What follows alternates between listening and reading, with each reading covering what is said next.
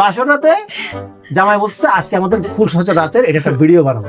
ও তোমার যে পারফরমেন্স ওটা ভিডিও হবে না, রিলস হবে 15 সেকেন্ড। আই রে 15 সেকেন্ড।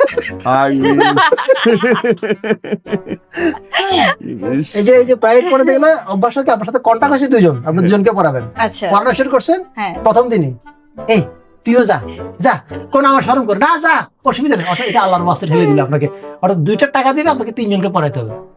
তা আমি এরকম একজন পড়াইতেছি, সে দেখি হাতে গুনে অঙ্ক করে। কি ব্যাপার তুমি এরকম হাতে গুনে অঙ্ক করো কেন? স্যার আমার হাতে গুনে অঙ্ক করলে আমাদের গুনতে সুবিধা। আমি চিন্তা করলাম এটা এমন ভাবে ধরতে হবে প্রশ্নটা যাতে সে হাত পায় কয়টাই বাঙ্গুন 20-এর উপরে তো 20-এর উপর যাইতে পারবে না। তোরা আমি বললাম দেখি বলো তো 25 আর 27 কত হয়? যথারীতি শালার ওই যে কুত্তার লেজ এই গুণা শুরু করলাম, যা 20-এর পর কই যাবে? ও মা এই 20টা গুণার পর হে দিয়ে টেবিলের নিচে নেমে আমার হাতে পায়ে আঙুল